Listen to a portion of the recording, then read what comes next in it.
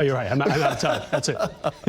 No, it's good to have you guys here, though. You guys all rested and feel great. Feel great? Ready to talk. It's a little strange, though, right? Because we've been, there hasn't been a Laker basketball game in a long time. It really hasn't. And yet there still isn't going to be for a while. A couple months, right? Yeah. So call these the dog days of summer, but it is still exciting because there's always something to talk about.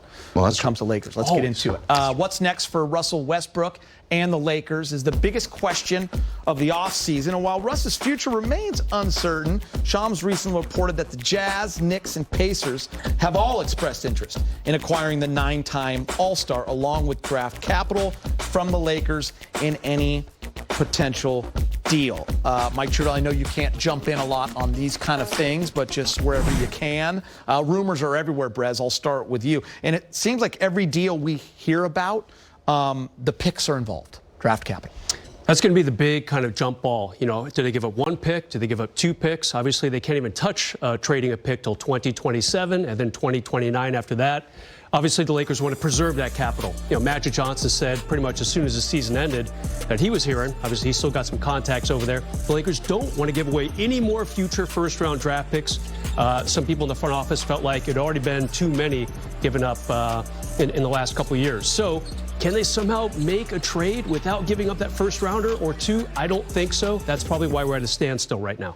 Mike, when you see like the Gobert deal go down and now, KD deal that we're going to be getting into soon, all the rumors surrounding KD and Kyrie, sometimes it's tons of draft picks. AD situation. Sometimes it's young talent. That's just how the league is. But when you have a good player that you are trading away, you want to get draft picks at least back. And that's just the truth. Well, the league has changed also because it used to be more, and especially when you think about the Lakers, that you could always expect free agents to be thinking as at least one of those top options. Now, the recent thing has been that players are just going to lock in the max salary that they can. Get the bag, Mike. And then think about asking for a trade. And so that complicates things in terms of first-round picks because, and that's not to say whether the Lakers give up picks in a trade, and it involves the one that you just talked about, depending on what the other team is, well, the impact could not necessarily come for a couple of years because then the star that they do want to bring in next, and who knows how long that could be, well, if those picks are gone then, that's the value of it. It's not just like, oh,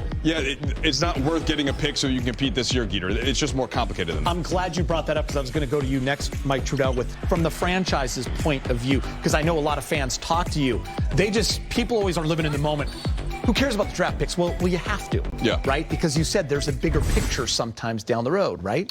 Well, that is the thing where the Lakers are always going to be a place where players want to come. So that's true. But for other teams to make a deal with the Lakers, there has to be an incentive that they can sell to their fans. And guess what happened when the Lakers got Anthony Davis? Well, they had to give up a lot of assets, not just in terms of picks, but all of the good young guys. Swaps and players, And so nobody's going to try to do the Lakers any favors in that sense for a trade. But, Geeter, that doesn't mean that they're not willing to give up picks if the player or players are good enough to give them a chance to win the title. And that's where it becomes complicated, and each one has to be evaluated independently. That's something you've been saying, Brez, on the podcast for the last couple of weeks. It's not that they're not willing to part with picks. It just has to be the right situation. Yeah, and if you look at these 3 teams, the Jazz, Knicks, and Pacers, the team that has been around for a while in these rumors is the Indiana Pacers.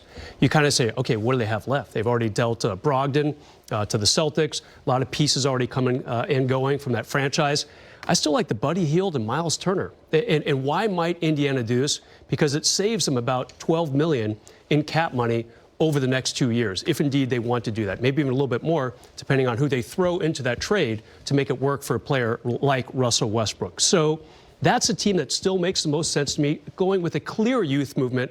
Miles Turner has only 1 more year left on his contract. Buddy Hield has 2. So that would be the deal I'd look at if I was the Lakers. But again, how many draft picks do they want to give up, and how many draft picks does Indiana want? So we've been dealing with some unknowns here to start the show. I want to talk about the knowns, all right? Guys who are signed, the free agent signings. Is there one that sticks out to you? I want you each give me one. Yeah, I still like the Damian Jones pickup the most. I was so impressed with how he finished the season the last few weeks up in Sacramento. Look, they were pretty slow, or pretty slim, I should say, on healthy centers at that point. So they had to kind of throw him in there, and he responded.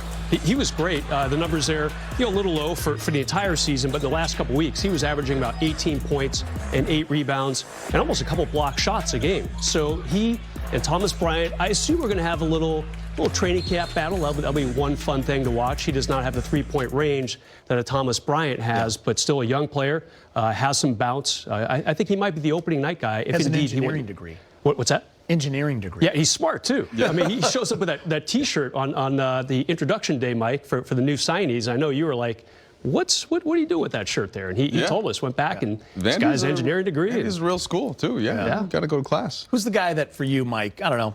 I'm sure you like all the signings, but the one that just kind of says, you know what? I like that fit. Here's why. Well, no, so I like Jones also, and I think you're right, Perez. I think there's going to be a little bit of a battle there. Maybe Thomas Bryant, if fully healthy, gives you a little bit better spacing to start with LeBron and AD, but both of them will play, and they're both really good values, especially for the vet mins. But I look at Juan Toscano-Anderson, and not necessarily just because of the player that he is, but the mentality that he brings in. He is a warrior. He's a guy that's always playing hard. Last season, there just weren't enough guys on the roster that were the do little things, dirty work type players. Yeah. And I don't think you can expect LeBron James and Anthony Davis to have to do that every night like they did last season. So you need dogs out there. You need guys that are going to just have that certain baseline level of energy. And the shooting isn't great for Toscano-Anderson, but he fills the big need that they have on the wing. He can scale down in terms of passing, getting into the paint, kicking out a little bit. And I just think that mindset that he's going to bring is going to be really important. Also brings that mindset from the Warriors. Not only a warrior on the court, but he wore that uniform and won a title. So I always like that when a guy can come into the locker room and kind of knows what it takes and what to expect. For sure.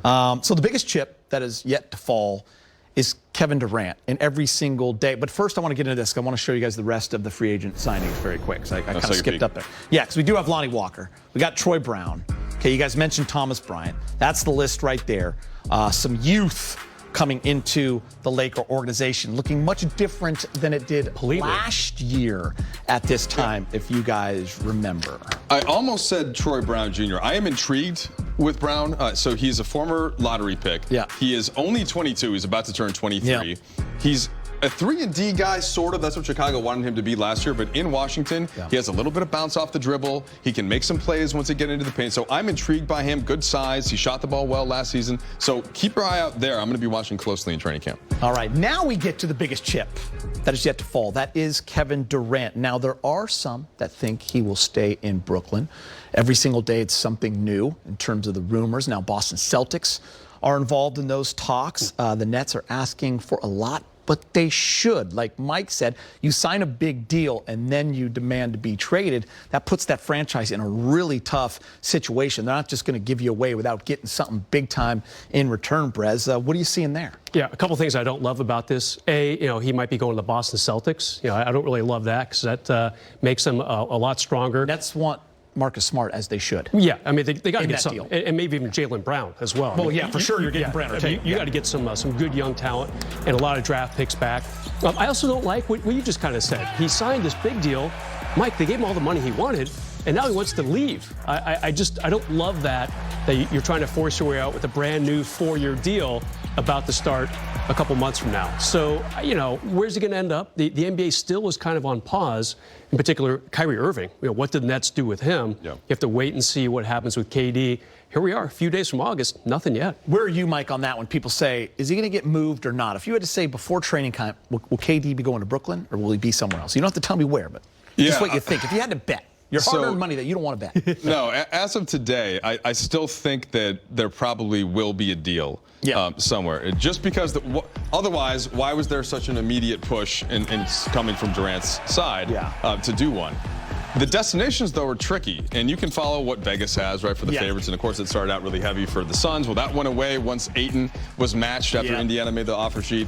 So, I don't know. Brez, I hear part of what you're saying, but this is just welcome to the new NBA, right? This is what things are like now. And until things change, maybe as soon as the next CBA negotiations, because I think this does make it difficult for some teams. With that said, if they are going to trade him, they're going to get a massive haul. So, like, the fact for Brooklyn, they got KD to come there for free. Like, he came as a free agent. And so in terms of the overall asset, if he goes, it's going to be for a star, then maybe a secondary player, then a bunch of picks, and they'll be fine. So I don't feel that kind of sympathy for Brooklyn. I think that, like, KD came to you for free. Now you get to leverage that either by keeping him or by getting a haul for him. Well, that's what was kind of funny when you talk to people in Brooklyn.